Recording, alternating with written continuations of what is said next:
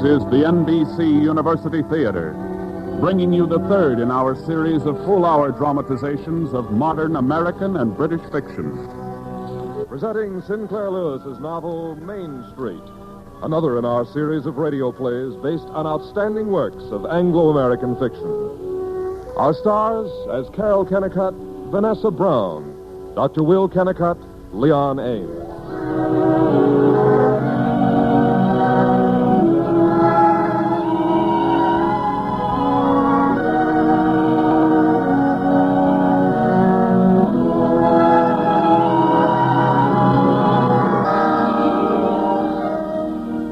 As the first American to win the Nobel Prize for Literature, Sinclair Lewis is the realist, the photographer whose lens presented America to Americans with a sharpness that made them angry, amused, self-critical, and ashamed, made them accept his hatreds and his love.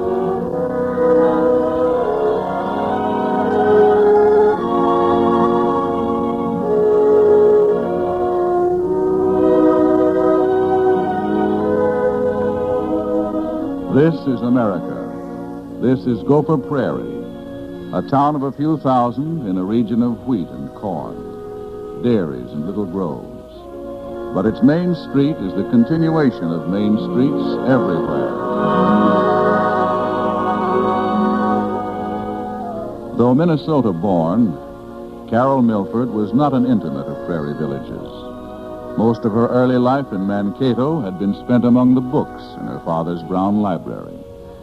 After her parents' death, there followed the years at Blodgett College, years filled with energy and ambitious dreams, if not accomplishment. Then a period of library work in St. Paul. But the year 1912 found her traveling on a stagnant, stiff-seated coach to Gopher Prairie in Minnesota. As she rode, she reflected on the incidents leading to this decisive step as one turns the pages of a familiar photograph album. The first scene was a buffet supper at the Marbury's house in St. Paul. Harold, come over here and meet Doc Kennicott. Dr. Will Kennicott of Gopher Prairie. He does all our insurance examining up in that neck of the woods, and they do say he's some doctor. How do you do? Well, I'm pleased to meet you. Here, let me get a chair for you. Thank you. Marbury tells me you're a high mogul in the public library. Oh, well, no. I was surprised. I didn't hardly think you were old enough. I thought you were still in college, maybe. Oh, I'm dreadfully old. Oh, probably too old to be my granddaughter, I guess. How do you like your work? It's very pleasant. Don't you get sick of the city? St. Paul? Why, don't you like it? Well... Oh, I don't know of any lovelier view than when you stand on Summit Avenue and you look across Lower Town to the Mississippi and to the uplands beyond. I know, but, well, you don't get to know folks the way you do up home. Now, I feel I've got something to say about running Gopher Prairie. But you take it in a big city of 200,000-300,000, well, I'm just one flea on a dog's back. Do you know Gopher Prairie at all? No. But I hear it's a very nice town. Nice? Say, honestly, of course I may be prejudiced, but I've seen a lot of towns. One time I went to Atlantic City for the AMA meeting, and I spent practically a week in New York. But I never saw a town that had such get-up-and-go people as Gopher Prairie. Do you like your profession? Oh, there's nothing like it. It keeps you out. And yet you have a chance to loaf in the office for a change. I don't mean it that way. It seems to me that a doctor could transform a whole community if he wanted to. If he saw it. He's usually the only man in the community who has any scientific training, isn't he? Yes, that's so. But I guess most of us get rusty. Now, what we need is women like you to jump on us. It'd be you that would transform the town. Oh, no. I haven't... You're just the one. Now, you have ideas without having lost feminine charm. Say, don't you think there's a lot of these women that go out for all these movements and so on that sacrifice... yes,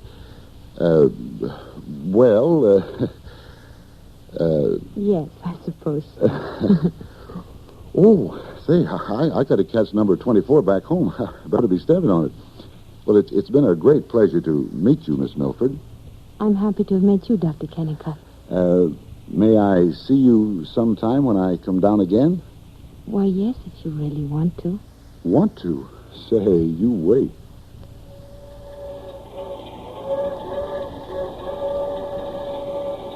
Of the lovemaking of Carol and Will Kennicott, there's nothing to be told which may not be heard on every summer evening, on every shadowy block. And then, on a windswept September day, after a year of conversational courtship... Honestly, Will, I just don't know. Come on. Come to Gopher Prairie, Carol. Show us. Make the town, well, make it artistic. It's mighty pretty, but I'll admit we aren't too darned artistic. Make us change. I'd like to someday, Will. Well, do it now. You'd love Gopher Prairie. Best people on earth. And keen. Of course, none of them have your finesse, you might call it, but they're all keen. Come on. We're ready for you to boss us. But Will... Oh, you know I'm in love with you, Carol. You say I'm so darn materialistic. Well, how can I help it unless I have you to stir me up? Now, you say a doctor could cure a town the way he does a person. Well, you cure the town, and I'll be your surgical kit. Oh, there's no use saying things. Don't my arms talk to you now? Oh, please, Will. Carol, come to Gopher Prairie. We want you there. Oh, it would be sweet to help. So very sweet.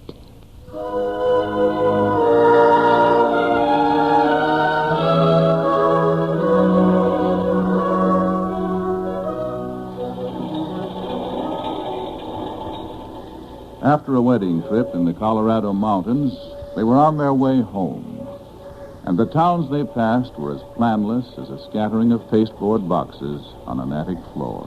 Oh, Will, isn't there any way of waking them up? Just look at these towns. Why? What's the matter with these towns? They're good hustling burgs. It would astonish you to know how much wheat and rye and corn and potatoes they ship in a year. But they're so ugly. Well, give them time. What's the use of giving them time unless somebody has the desire and the training enough to plan them? Hundreds of factories are trying to make attractive motor cars, but these towns are left to chance. No, that can't be true. It must have taken genius to make them so scrawny. I must say I don't quite get you sometimes, Carrie. Oh, I guess you're kind of played out after this long trip. You'll feel better when you get home and have a good bath and put on that blue negligee. You know, that's some vampire costume. Well, we're home, Carrie. Look. There's a bunch come down to welcome us. They see us. They're waving. Wave back to them, Carrie. Oh, Will. Come on now. Come on, let's get off. This is the missus. Carrie Sam Clark, you old reprobate. And Mr. and Mrs. Dave Dyer, the Haydocks, and the elders. Well, you got us all straight now? Oh, of course she has. You trust Carrie to get things straight and get them darn quick. I bet she could tell you every date in history. As a matter of fact, I haven't got anybody straight. Of course you haven't, child. Well, I'm Sam Clark, dealer in hardware and almost any kind of heavy junk you can think of. You call me Sam. I'm going to call you Carrie, since you've gone and married this poor fish of a bum medic that we keep around here. This hungry-looking squirt is Dave Dyer, who keeps his drugstore running by not filling your hubby's prescriptions right. In fact, you might say he's the guy that put the shun in prescriptions. Sam will scream. And then there's Harry and Juanita Haydock, own the Bon-Ton store. Try to fleece the town with a fancy French handle for their emporium. No, never mind, you old cheapskate. Me and the missus has thrown a little get-together for you folks tonight. Oh, that's so nice of you. Say, keen, Sam. And I brought my machine down to take you home. Say, Doc, you'd better be thinking about building a new house for Carrie. Prettiest brow in GP, if you ask me.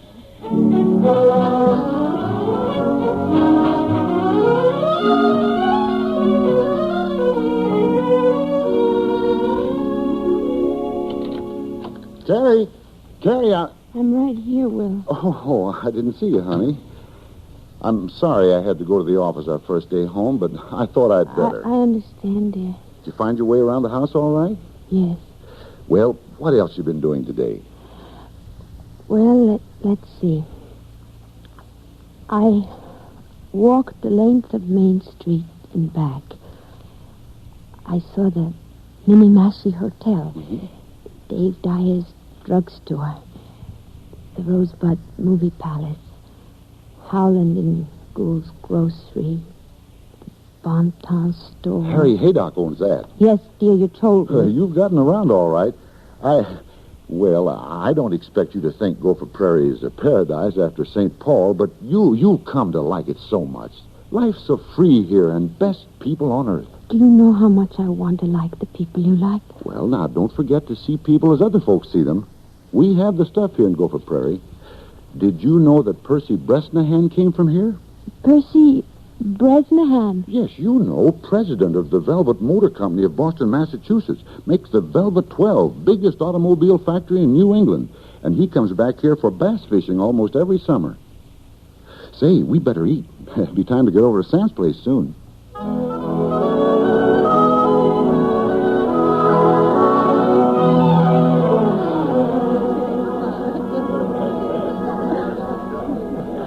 I'm Maud Dyer, remember? Was at the station. Yes, of course. It's so nice to see you again. Do you like Gopher Prairie, Mrs. Kennicott? Oh, I'm sure I'm going to be ever so happy. There are so many nice people. You bet. Fine class of people. I don't like some of these retired German farmers who come here to spend their last days. But the rest are a fine class of people. Did you know Percy Bresnahan came from here? So I heard. Oh, he's a prince. He and I went fishing together last time he was here. You remember me, Mrs. Kennicott. Juanita Haydock. Oh, yes. I'm glad to see you. So nice to have you here. We'll have some good parties, dances, and everything. You'll have to join the Jolly 17. We play bridge every week and have a supper once a month. You play, of course. No, I don't. Really? In St. Paul? I've always been such a bookworm. We'll have to teach you, won't we, Harry? Oh, you bet. Bridge is half the fun of life. How do you think you ought to like the old burg, huh? I'm sure I like it tremendously. Best people on earth. Great hustlers, too. Of course, I've had lots of chances to go live in Minneapolis, but we like it here. Real heat town. Hey, did you know that Percy Bresnahan came from here? What do you think of profit sharing, Mr. Elder? Profit sharing? Poppycock. Enfeebles a workman's independence and wastes a lot of honest profit. And it's my bounden duty as a producer to resist every attack on the integrity of American industry to the last ditch. Yes, sir. Why, say, did you know that Percy Bresnahan...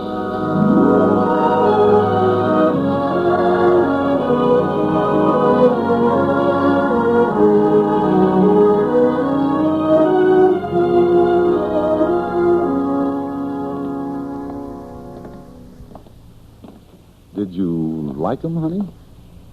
They were terribly sweet to me. They thought you were great, too. Only, Yes? well, I'd be a little more careful about shocking folks, Jerry. I mean, well, a lot of people here don't have the, well, progressive ideas you have, and I wouldn't give them a chance to criticize me. Do you care if they think my ideas are a little strange, Will? Me? Why? I wouldn't care if the whole world thought you were this or that or anything else. You're my... well, you're my soul.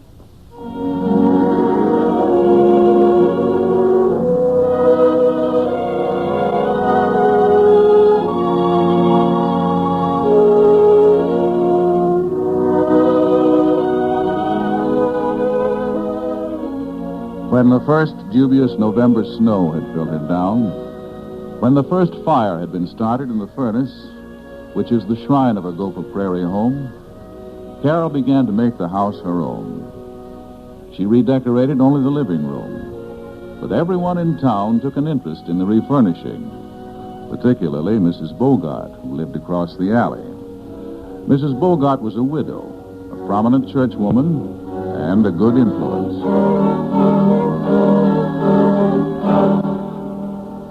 Oh, I wanted to call on you for so long, dearie. You know, we're neighbors. But I thought I'd wait till you got settled. You must run in and see me. How much did that big chair cost? $77. Sakes alive. Well, I suppose all right for them that can afford it. Of course, as our pastor said once at the Baptist church. By the way, in what church were you raised, Mr. Kennicott? Why, I went to Congregational as a girl in Mankato, but my college was Universalist. Yes. You were saying, Mrs. Bogart? Oh, yes, our church. We haven't seen you there yet, you know. Well, we've been so awfully... Oh, your husband was raised up a Baptist, and I do hope he won't drift away from the fold. No, of course not. He wouldn't. Well, we all know there isn't anything, not cleverness or gifts of gold or anything that could make up for humility and the inward grace. Do you agree? Well, The trouble with the world today is lack of spiritual faith. People thinking they've got to waste money, have bathtubs and telephones in their houses. I heard you were selling the old furniture cheap. Yes. Well, of course you know your own mind. But I can't help thinking that... Yes, Mrs. Bogart. I can't help thinking when Will's ma was down here, it was good enough furniture for her. Mr. Kennicott has told me all about her. She used to run in to see me real often. I just wanted you to know that, well, when you find you can't depend on a lot of these gadding young folks like the Haydocks and the Dyers, you may be glad to know that slow old Auntie Bogart is always right there. I will remember, Mrs. Bogart. Oh, and we could have a nice visit with none of the terrible gossiping these younger women like to do.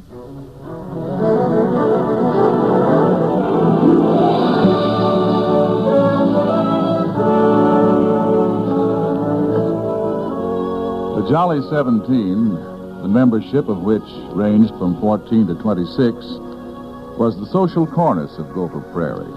It was the country club, the diplomatic set, the St. Cecilia, the Ritz Oval Room, the Club de Vin. To belong to it was to be in. This particular meeting was being held in the new concrete bungalow of Juanita Haydock.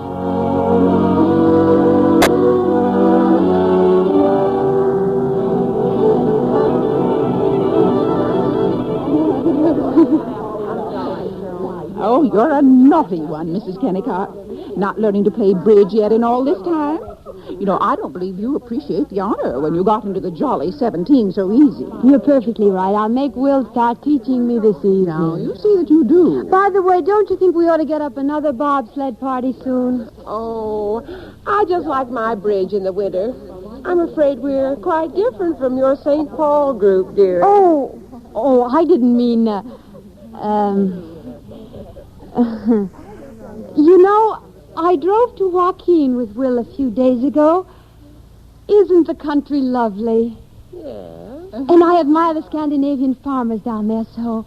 Their big red barns and silos. Oh, do you think so? Jack Elder says the Svenskas that work in the planing mill are perfectly terrible. So silent and cranky. Yes, and they're simply ghastly hired girls.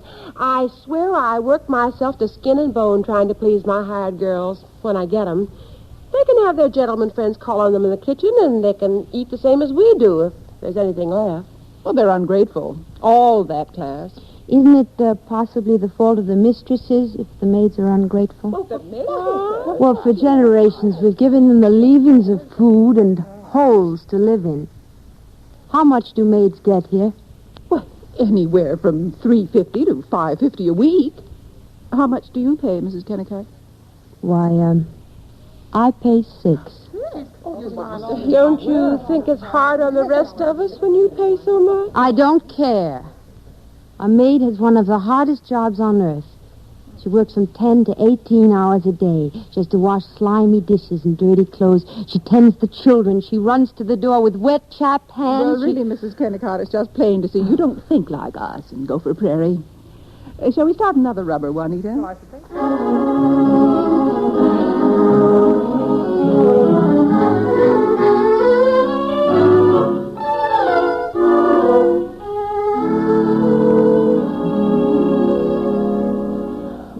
Will, dear. Pass the butter, Carrie. Will, I wonder if the people here don't criticize me sometimes. Criticize you? Oh, Lord, I should say not. They all keep saying you're the swellest girl they ever saw. Well, I often disagree with the ladies at the Jolly 17. The merchants probably think I'm too fussy about shopping. Oh, I didn't want to speak of it, but since you brought it up, Chet Dashaway probably resents the fact that you got this new furniture down in the city instead of here. Well, if Mr. Dashaway will kindly tell me how any civilized person could furnish a room out of the mortuary pieces that he calls... Oh, I understand. And Howland and Lundelmeyer, you've probably handed them a few roasts for the bum stock they carry when you just meant to jolly them, but... rats. What do we care? This is an independent town, not like those eastern holes where you have to watch your step all the time and live up to the food demands and social customs and a lot of old tabbies always busy criticizing. Everybody's free here to do what he wants. But, well, Will, maybe you could help me to... Well, if you'd only tell me a little more about your cases... I want to know. I want to understand. Sure, you bet. For instance, what did you do today? Do today? How do you mean? Medically. I want to understand. Today? Oh, there wasn't much of anything. A couple of kids with belly aches and a sprained wrist and a fool woman that thinks she wants to kill herself because her husband doesn't like her and, just routine work. But the unhappy woman doesn't sound routine. Oh, that's just a case of nerves. You can't do much with these marriage mix-ups. Dear, please, will you tell me about the next case that you do think is interesting? Sure, you bet. I'll tell you anything that... Say, that's pretty good salmon. Did you get it at Howland's?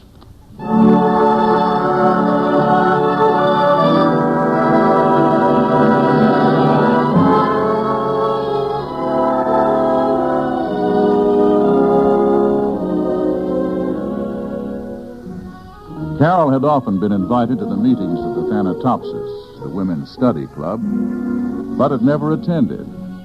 Then one day in early March, Mrs. Luke Dawson, wife of the richest man in town, fluttered piteously into Carol's living room.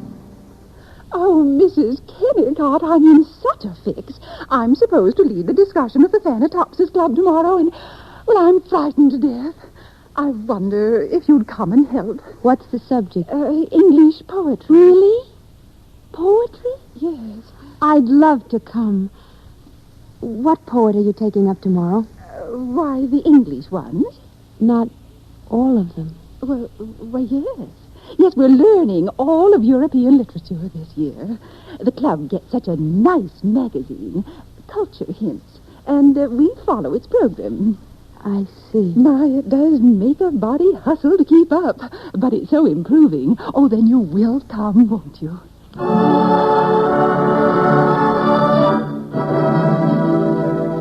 Shakespeare was born in 1564 and died in 1616.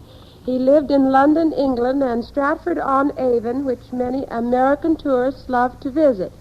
Many people believe that Shakespeare was the greatest playwright who ever lived, also a fine poet.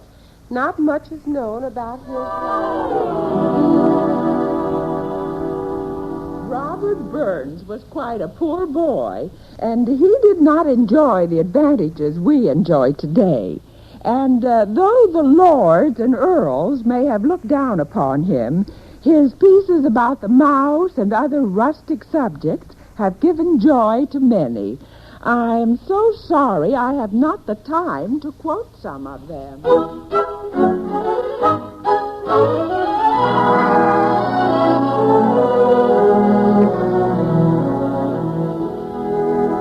A year slipped by with the swiftness of monotony. One November evening, Guy Pollock, the lawyer, stopped by. Carol was glad that Kennicott was out, because Pollock was the only person in Gopher Prairie who could understand her feeling of the town. Tell me, Guy, what's the matter with Gopher Prairie? Is anything the matter with it? Isn't there perhaps something the matter with you and me? No, I think it's the town, and so do you. But why do you stay here? You have no family. You're not married. I have the village virus. sounds dangerous. It is. The village virus is the germ which infects ambitious people who stay too long in the provinces. Guy, can't we do something with the town? Really? No, we can't. I've failed at every positive thing I've tried. I suppose I should settle down, as they call it, develop my capacity for dullness and be satisfied to be nothing. Don't be cynical. Oh, I know I'm a fool. I dream of Venice, and I live in Archangel, and I scold because the northern seas aren't tender-colored. But at least they shan't keep me from loving Venice. And someday I'll...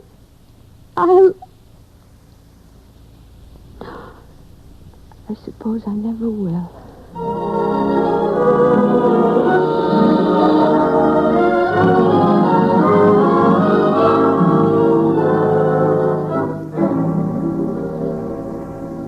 That night, Carol and Kennicott had their first real argument. It started calmly with a discussion of the family budget. But within 10 minutes... Heavens knows I want to be fair, but I expect others to be fair, too. And you're so high and mighty about people. What? Now, you take Sam Clark. That's the best soul that ever lived. Honest and loyal and a darn good fellow. Well, you've got him so leery, he scarcely dares to come here. How do I frighten him, if I do? You do, all right. Instead of putting his legs up on another chair and unbuttoning his vest and telling a good story or maybe kidding me about something, he sits on the edge of his chair and tries to make conversation about politics. And he doesn't even cuss. And Sam's never really comfortable unless he can cuss a little. In other words, he isn't comfortable unless he can behave like a peasant in a mud hut. Now, Carrie, that's just about enough of that. Either you want to dance or you want to bang the piano or else you get moody as the devil and don't want to talk or anything. If you must be temperamental, why can't you be that way by yourself? My dear man, there's nothing I'd like better than to be by myself occasionally. Oh. To have a room of my own. I suppose you expect me to sit here and dream delicately. You wander in from the bathroom with lather all over your face and you shout, "Clean my brown pants." Well, you'll have plenty of privacy when we build a new house. When? Oh, I'll build it all right, don't you forget. Though I'm probably a fool to think about it. By the time I get it built, you'll probably have succeeded in your plan to get me completely in Dutch with every friend and every patient I've got. Thank you very much for revealing your real opinion of me. If that's the way you feel, if I'm such a hindrance to you, I can't stay under this roof another minute. And I'm perfectly able to earn my own living. You can get a divorce at your pleasure. Oh, now please stop flying off at tangents, Carrie. Tangents? This is not a theater play. It's a serious effort to have us get together on fundamentals. Now, we've both been cranky and said a lot of things we don't mean. Now, let's cut out jabbing at each other. You know you feel superior to folks, Carrie. So? You're not as bad as I say, but you're not as good as you say. No, not by a long shot. Now, why can't you take folks as they are? Now, take Jack Elder. You take him. Say, do you know he's nutty about music? Mm-hmm. Why, he'll put on a grand opera record and sit and listen and close his eyes. Or now you take Lem Cass, or you take Mart Mahoney, the garage man. Oh. He's got a lot of Perry prints of famous pictures in his office. Yeah. Now, you'll find these carriages in all small towns and a pile of savvy in every single one of them if you'll just dig for it. I know. And I do love them. Especially people like Champ Perry. But I can't be very enthusiastic over smug ones like Jack Elder. Well, then I'm smug, too, whatever that is. No. You're a scientist. Oh, I will try to get the music out of Mr. Elder. I will try. Is it all right now? Sure. But there's one other thing. You might give me some attention, too. That's not fair. You have everything I am. No, I haven't, Carrie. You think you respect me. You always hand out some spiel about my being so useful. But you never think of me as having ambitions just as much as you have. Perhaps not. I think of you as being perfectly satisfied. Well, I'm not. By a long shot, I'm not. I don't want to be a plug practitioner all my life. I want to put enough money away so that you and I can be independent someday and not have to work unless I feel like it. You never worry about what might happen if we get sick and didn't have a good fat wad salted away, do you? I suppose I don't. Well, then I have to do it for you. I want to have a squint at the world as much as you do, only I'm practical about it. First place, I'm going to make the money. I'm investing in good, sound farmlands. Do you understand why now? Yes. Then will you try and see if you can't think of me as something more than just a dollar-chasing roughneck? Oh, my dear, I haven't been just. I'm difficult. And from now on, I love Sam Clark. I promise I will.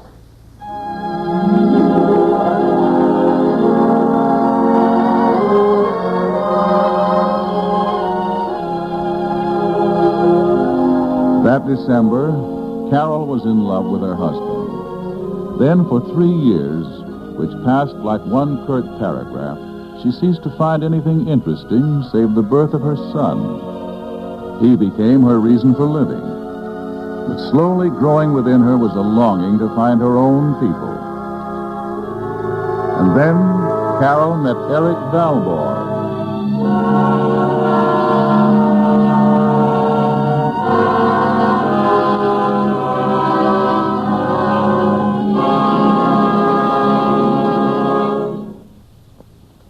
You're listening to the NBC University Theater, starring Vanessa Brown and Leon Ames in a 1-hour dramatization of the Sinclair Lewis novel, Main Street. We will resume the story following a pause for station identification. This is CHRE 105.7 FM. I can see you. I really can. You're drunk and driving a car. And you probably don't even know that your radio's on. No, stop. Don't turn me off. Listen, I think the first thing you should do is pull over. Okay, let's talk about it. 3 things just didn't happen to you. You're not under arrest. You haven't lost your driver's license. And thirdly, you haven't killed anyone. Now get out and walk. Call a cab. And thank God you did. This message was brought to you in the public interest by CHRE in association with Canada's private radio broadcasters.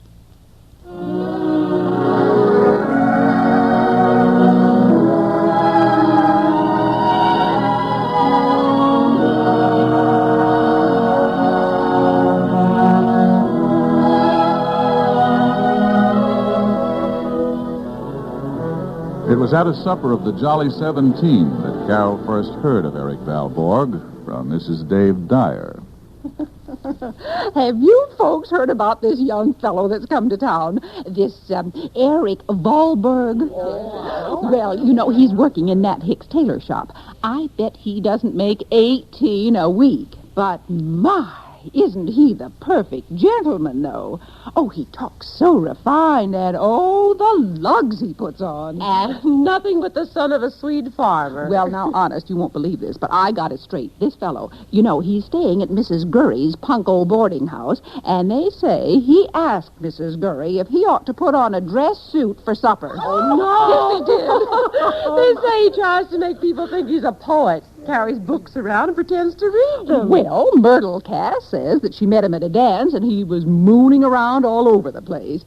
He said he didn't find any intellectual companionship in this town. Now imagine. Oh. You know, he told Miss Gurry he'd like to design clothes for women. No. Yeah, can you beat it? Where did you say he works? Hicks?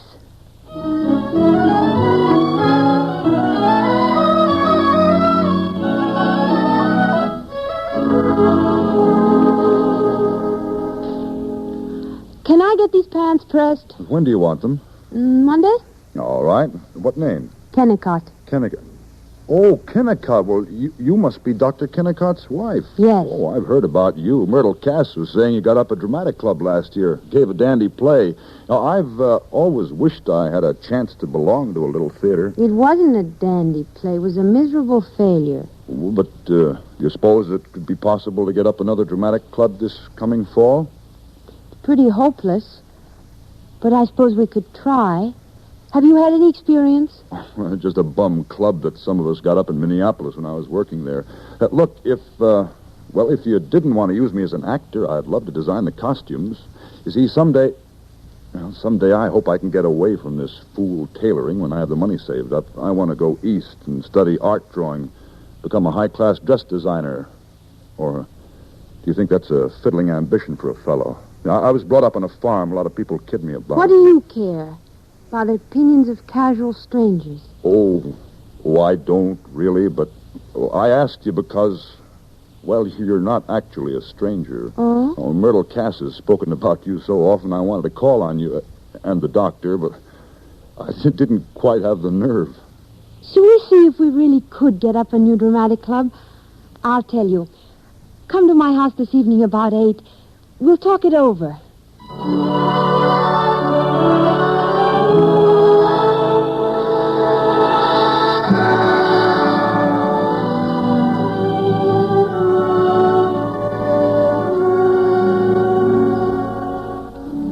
The plans for a dramatic club bore no fruit.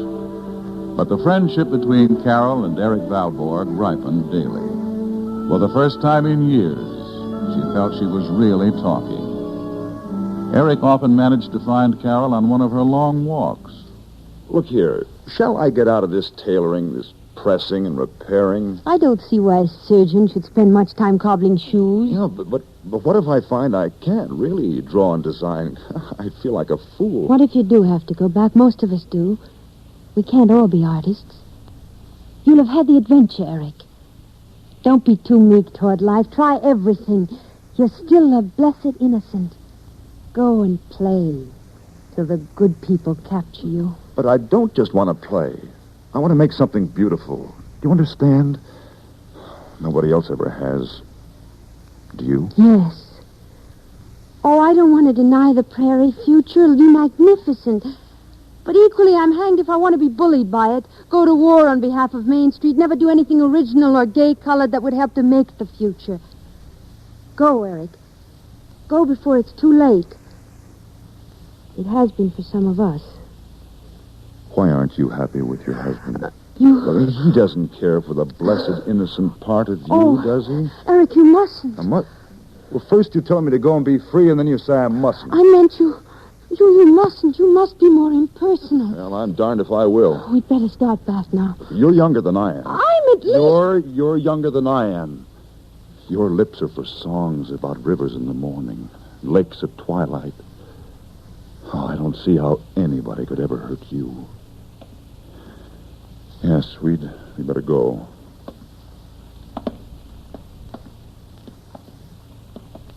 All right, I'll do it. I'll stay here 1 year. I'll save, not spend anything on clothes, and then I'll go east to art school. I work on the side.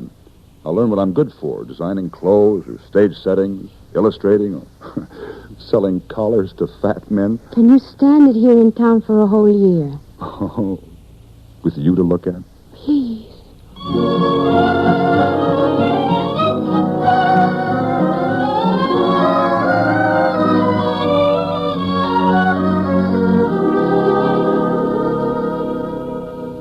Would you have some coffee, Mrs. Bogart? Oh, no, thank you, dearie. I can't stay long.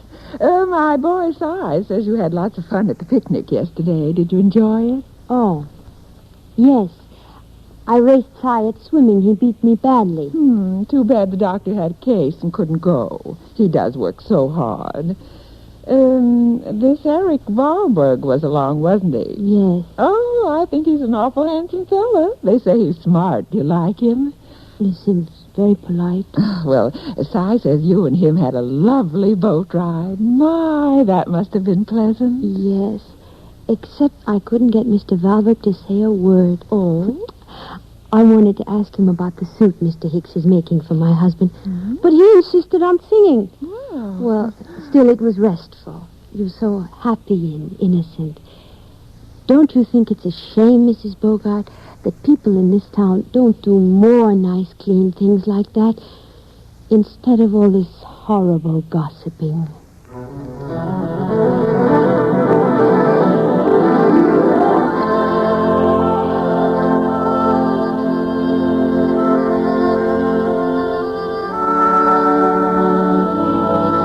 Few of the aristocrats of the Jolly 17 attended the humble folk beats of the Baptist and Methodist church suppers. But all the smart set went to the lawn festivals of the Episcopal Church. Through the light of the Japanese lanterns, Carol saw that Eric was walking toward her. Though he was merely ambling about with his hands in his pockets, she knew that he was calling her. When he reached her, she nodded coolly, proud of her coolness. Carol, I've got a wonderful chance. I don't know, but it might be better than going east to take art. What is it? Well, Myrtle Cass says her father is hunting for a fellow to go work in the flour mill, learn the whole business, maybe become general manager. Well, what do you think? Wait. That's up to you. Do you want to become a person like Lyman Cass? Or do you want to become a person like me? Well, I am a person like you. I want to rebel. Yes. We're alike. Only, well, I'm not sure I can put through my schemes. I really can't draw much. But look, as a miller, I'd have the means of books, music, I'm going travel. to be frank. Frank and beastly. Don't you realize that it isn't just because her papa needs a bright young man in the mill that Myrtle is amiable to you? Yes. Can't you understand what she'll do to you when she has you? I don't know, I suppose so. You're thoroughly unstable. But I know what I want. I want you. Don't say that, Eric. I do. I'm not a schoolboy anymore. I want you. If I take Myrtle, it's to forget you. Please. Look, it's you that are unstable. You talk and play at things, but you're scared. Would I mind it if you and I went off to poverty and I had to dig ditches? I would not. But you would. I think you would come to like me, but you won't admit it. Are you fair? Are you? No, I suppose not. Do you like me? Do you? Yes, no, please, I can't talk to you anymore. Yeah, not here, Mrs. Haydock. No, anywhere. Oh, Eric, I'm fond of you, but I'm afraid. Of what? Of them, of my rulers, Gopher Prairie. Oh, my dear boy, we're talking very foolishly. I'm a normal wife and a good mother, and you are, a college freshman. Oh, you do like me. Oh, Carol, I could make you love me.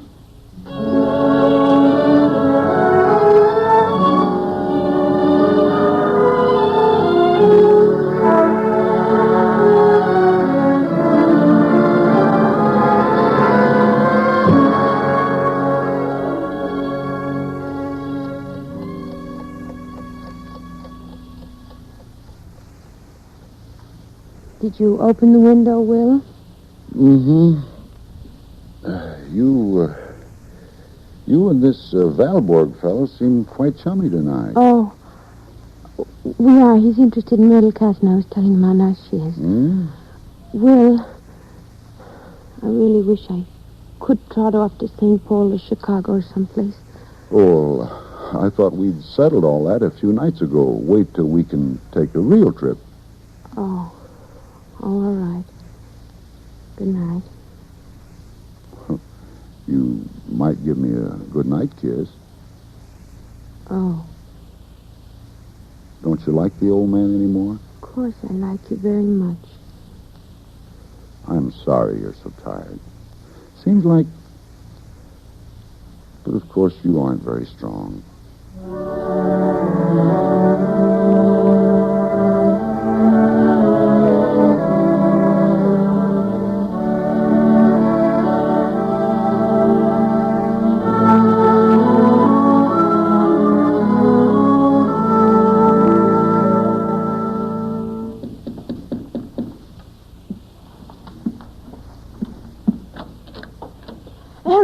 I saw your husband driving out of town. Look, I've got to talk to you. Come for a walk. Yeah, I know. People might see us. But they won't if we hike into the country. Look, I'll wait for you by the grain elevator. Take as long as you want. Oh, come quickly. In a few minutes.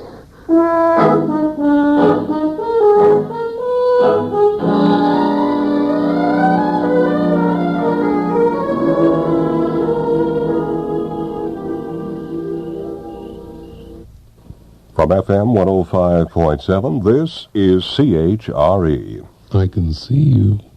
Yeah, I really can. You're drunk and driving a car.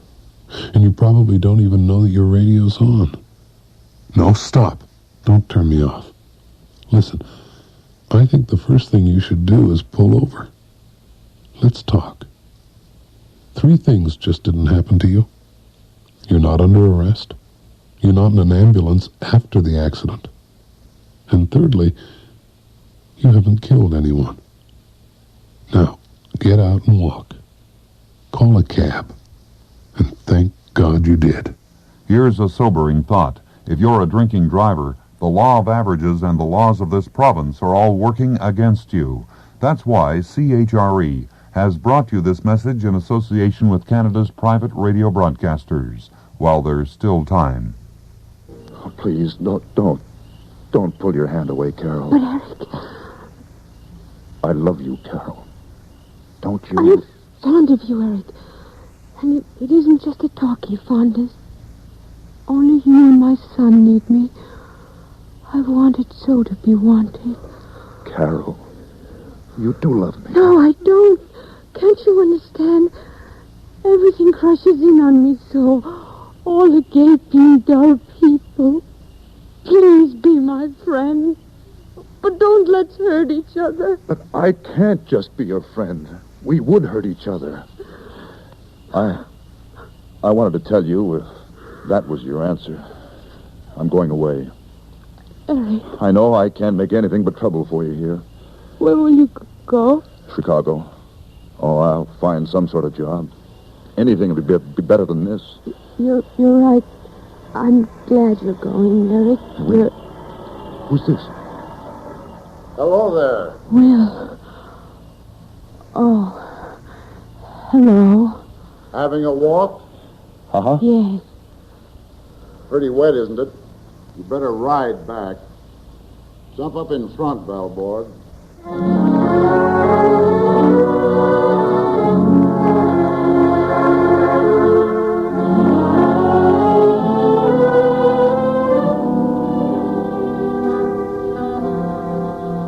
You better take your coat off. It looks kind of wet.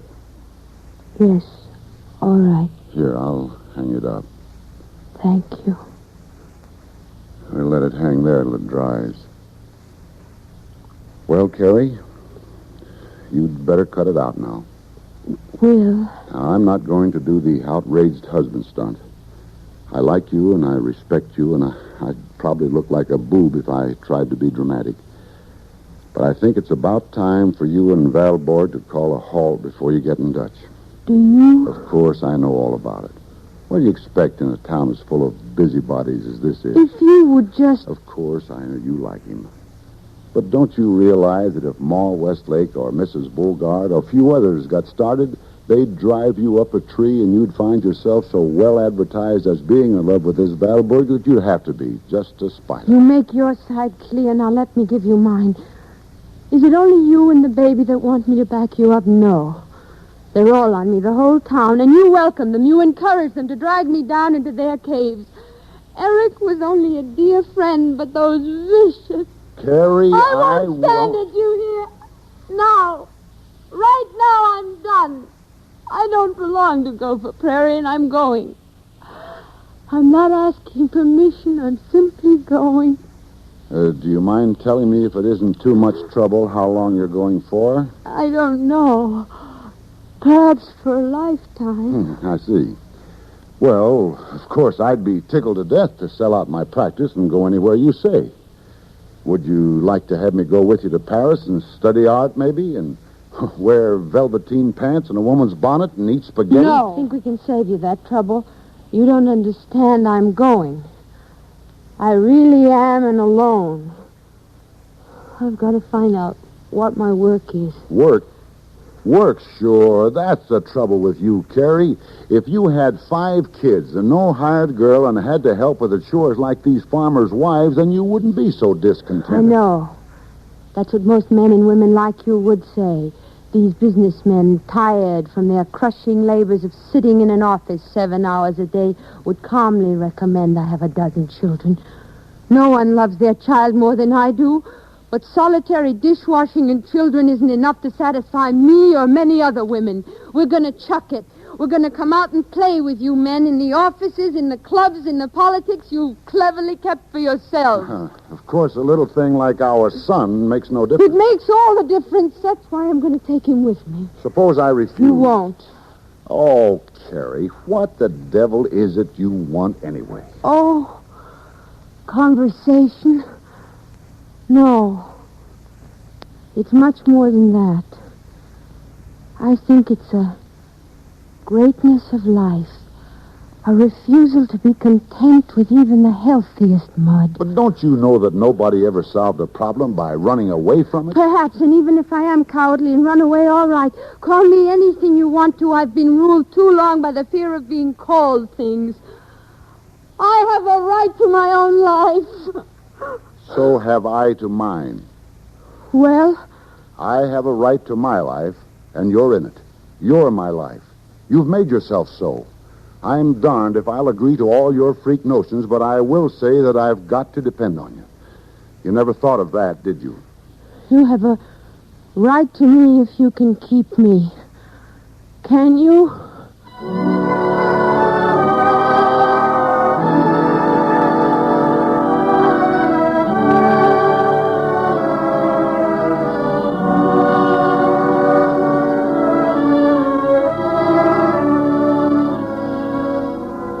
Kennicott never consented, definitely.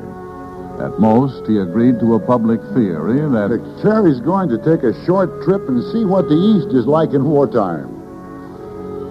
She went to Washington in October and found employment in the Bureau of War Risk Insurance.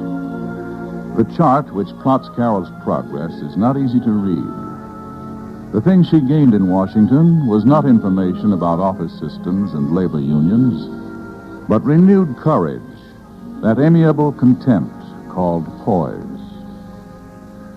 Kennicott came to see her for the first time 13 months later. You're looking well? You're looking fine, too, Will. How's the baby? He's fine. Big, too. I'll bet. Carrie, now, I don't want to butt in on any plans you've made or anything, but if you've got the time for it, I'd like to chase around Washington and take in some restaurants and shows and stuff and forget work for a while. Yes, of course. Dreadfully sorry. We haven't room to put you up at the flat, but I have 2 roommates. Don't you think we'd better go to the Willard or the Washington and get you a room? Yes, I guess we better do that.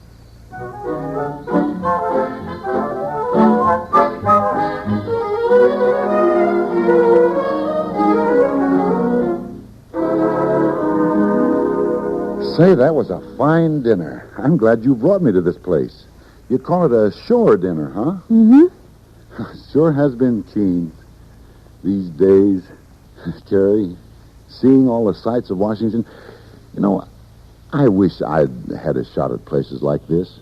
Maybe if I'd been caught early and sent to concerts and all that, would I have been what you call intelligent? Oh, my dear, don't be humble. You are intelligent. For instance, you're the most thorough doctor that... You did like those pictures I showed you of GP pretty well, didn't you? Yes, of course. Wouldn't be so bad to have a glimpse of the old town, though, would it? No, it wouldn't, but... Please understand me, that doesn't mean I withdraw all my criticism. Oh, no, sure not. I understand. But I know it must have been pretty tiresome to have to live with anybody as perfect as I was.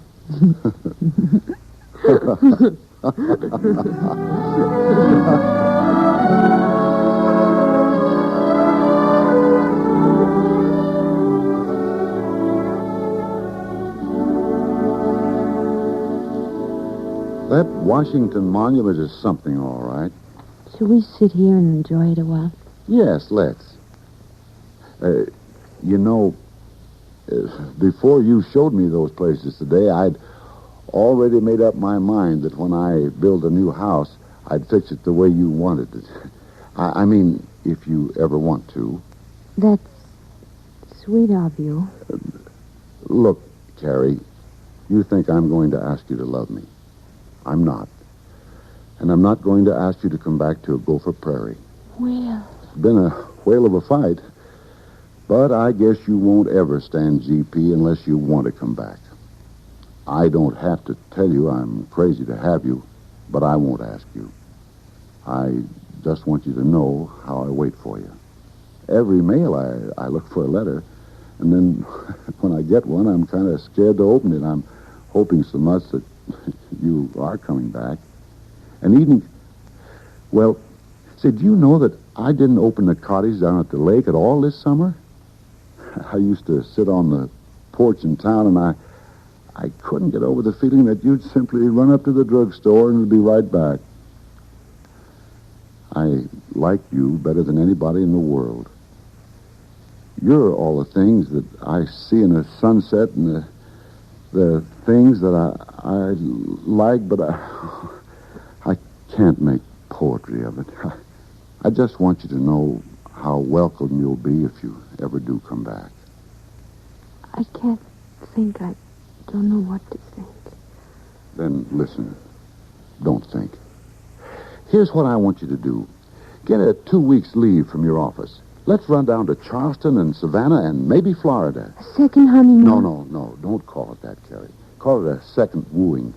I guess I never appreciated how lucky I was to have a girl so full of life and imagination to play with. Could you maybe run down and see the South with me? I'll get a nurse for Hugh. I'll get the best doggone nurse in Washington.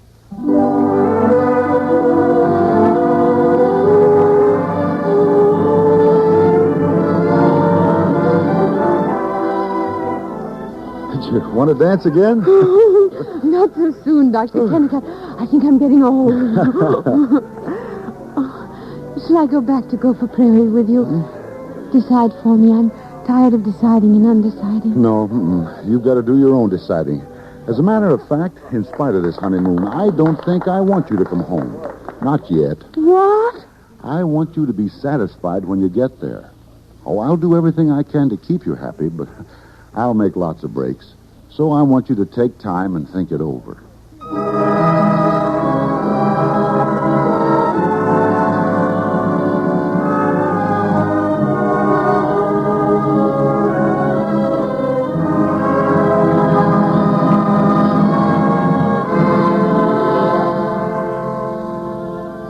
She was relieved. She still had a chance to seize indefinite freedom. But she also had a firmer respect for her husband. It had not occurred to her before that there was also a story of Will Kennicott, into which she entered only so much as he entered hers. Kennicott went back to Gopher Prairie. Carol talked at dinner to a generalissima of suffrage. Should I go back? Should I? I keep asking myself over and over. What do you think, Miss Kilby? My dear, I'm perfectly selfish. I can't quite visualize the needs of your husband. And it seems to me that your baby will do quite as well in the schools here as in your barracks at home. Then you think I better not go back? Oh, it's more difficult than that. Oh. Carol, did you come to conquer the East, as people say, or did you come to conquer yourself? I'm not sure, really. I'm afraid I'm not heroic. I certainly wasn't out home. Why, I didn't do big, effective It's not things. a matter of heroism, it's a matter of endurance. Your Middle West is double Puritan. There is one attack you can make on it. You can keep on looking at one thing after another and asking why it is, and who first laid down the law that it had to be that way. If enough of us do this, impolitely enough, then we'll become civilized in merely 20,000 years instead of the 200,000 that my cynical anthropologist friends allow. I will go back. I will go on asking questions.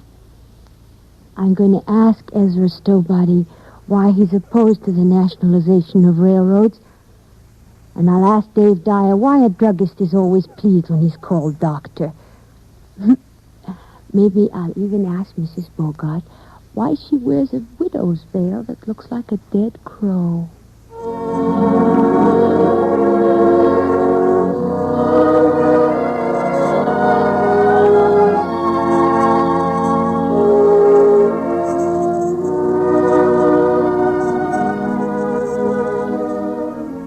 On the train going back, she looked across the silent fields to the west. She was conscious of an unbroken sweep of land to the Rockies, to Alaska, a dominion which will rise to unexampled greatness. But before that time, she knew 100 generations of Carols will aspire and go down in tragedy devoid. The humdrum, inevitable tragedy of struggle against inertia. In August, a baby girl was born to Carol. She started wearing eyeglasses. She looked all of 33.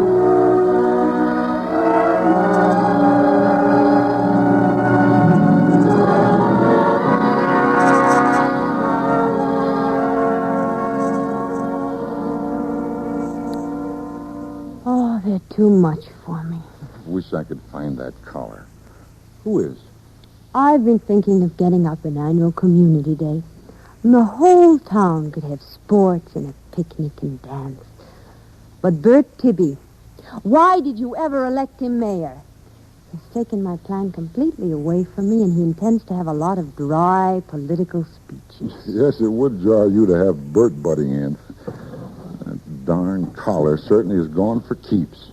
But I have one in this. I've never excused my failures by sneering at my aspirations, by pretending to have gone beyond them. I don't admit that Main Street is as beautiful as it should be. I don't admit that Gopher Prairie is greater or more generous than Europe. I don't admit that dishwashing is enough to satisfy all women. I may not have fought the good fight, but I've kept the faith. Sure, you bet. Well, I guess it's time to turn in. Hey, it feels to me like it might snow tomorrow. I got to be thinking about putting up the storm windows pretty soon. Say, did you notice whether the girl put that screwdriver back?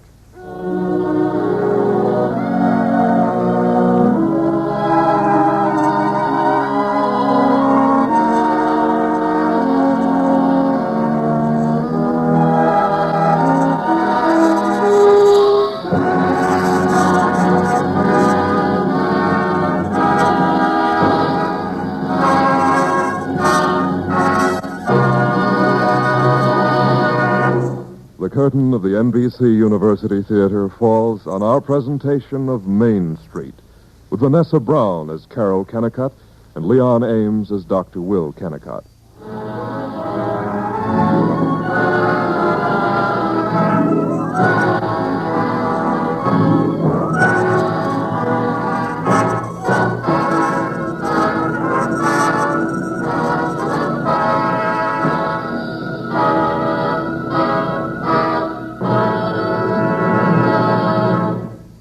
You're tuned to FM 105.7 CHRE.